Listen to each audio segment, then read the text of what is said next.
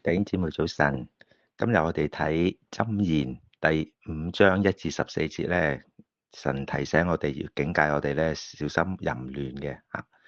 咁咧跟住馬太福音第12章咧，我哋睇睇嗱，琴日咧同大家分享到主耶穌咧就係呼籲邀請凡勞苦擔重擔嘅係去到佢嘅跟前啊，負佢嘅軛，學佢嘅樣式。因為我哋嘅主係柔和謙卑嘅，咁樣嘅結果咧就必得享安息啊！吓嗱，弟兄姊妹，今日第12章咧就係講下，原來主耶穌係安息日嘅主，所以佢係可以使我哋得安息嘅。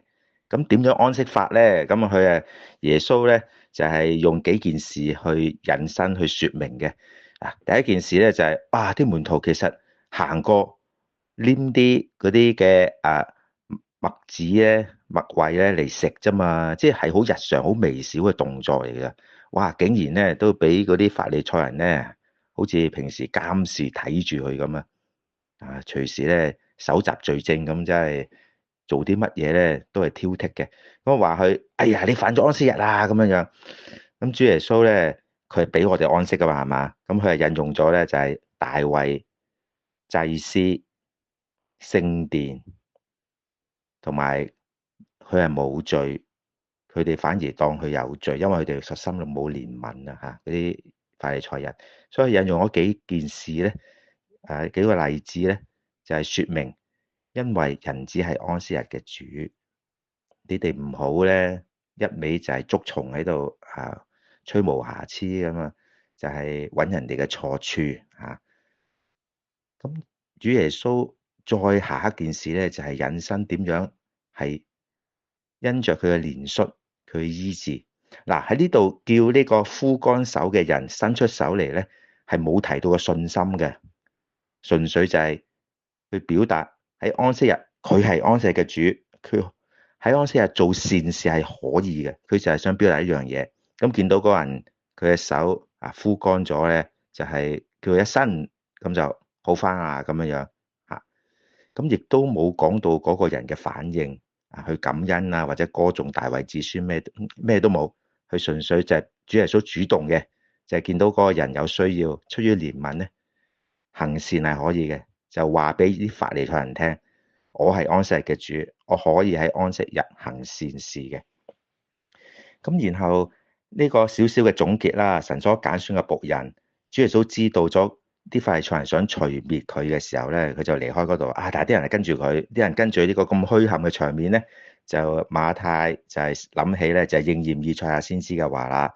當佢嘅僕人，神嘅僕人傳呢個公理嘅時候咧，哇！真係啲人咧就係好中意跟住佢嘅，因為佢實在一位好慈悲仁愛嘅主，壓傷嘅蘆葦佢唔折斷，將殘嘅燈火咧佢唔會吹滅。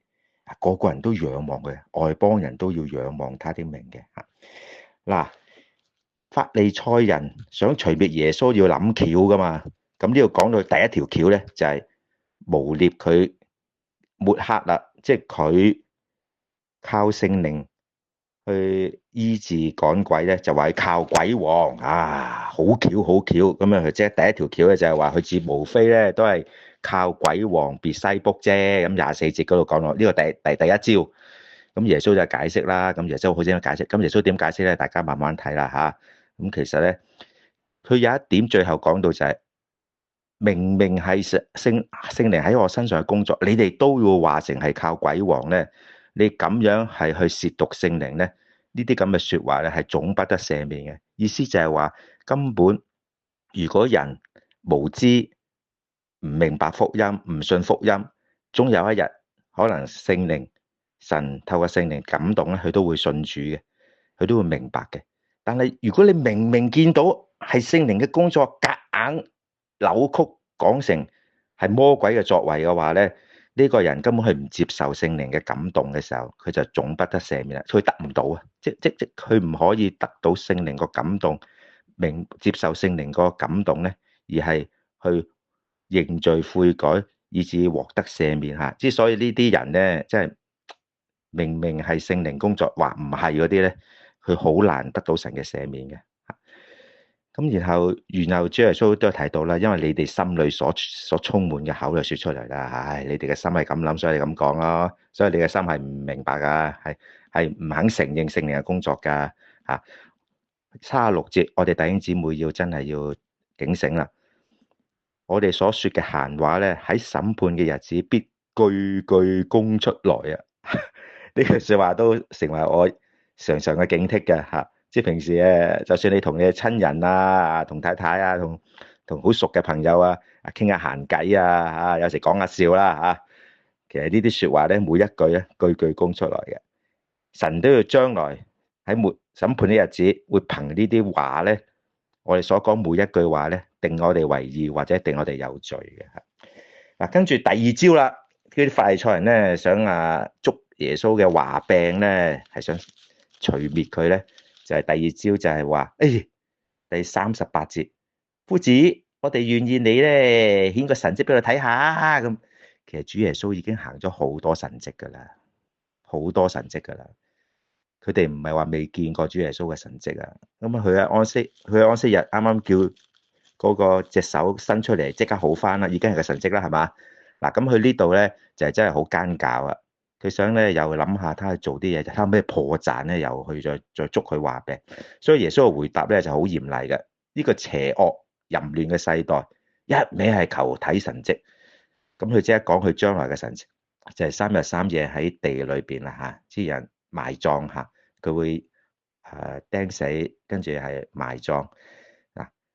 咁咧呢啲咁不肯悔改又唔肯聽神嘅道嘅人咧，呢個世代咧，佢講到咧就係將來利未成人同埋南方女王都要起嚟定呢個世代嘅罪嘅啊。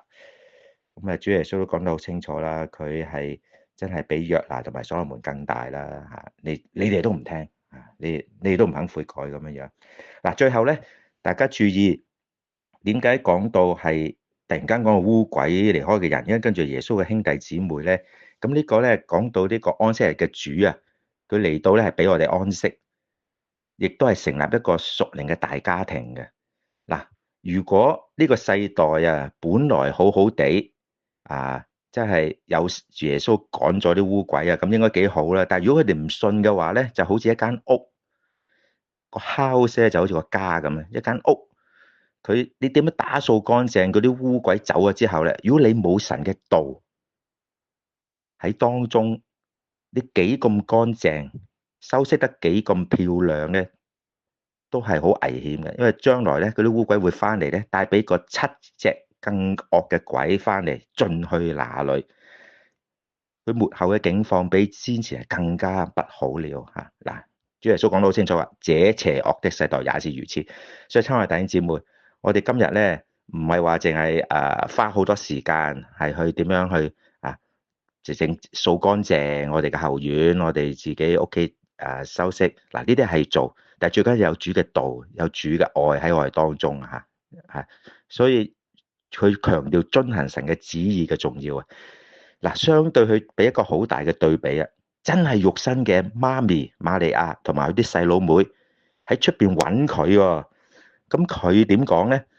嗰啲遵行天父旨意嘅人咧，就係我嘅弟兄姊妹和母親啦。喺第50節最後一節嗰個講到，親愛弟兄姊妹，我哋咧知道呢個安息嘅主就係嚟到呢個世上建立天國。天國裏邊咧就好似個家咁嚇，就係我哋屬靈嘅弟兄姊妹，都係遵行天父旨意嘅人嚟嘅嚇，就唔係淨係打個空閒乾淨修飾就算啦嚇。所以我哋今日翻食福團契咧，我哋唔單止係覺得真係事事正正，着得齊齊整整，我哋咧就係做人唔做啲虧心事。咁我自己冇乜點理會咁宗教咁信得咁迷嘅，我淨係咧係循規蹈矩做一個好人得啦，咁樣樣乖乖地每個禮拜1或者禮拜2翻嚟做下啦，聽下道啦。咁我哋唔單止係過一個咁樣好似好有規律嘅宗教生活，而我哋真係每一日親近主，有主嘅道、主嘅說話，同埋真係心裏邊係喜愛憐憫憐恤嘅係出自唔係話守啲規矩咁樣去過我哋嘅生活嘅。最重要嘅精神就係我哋親近主咧，係遵行天父嘅旨意啊！願主祝福大家。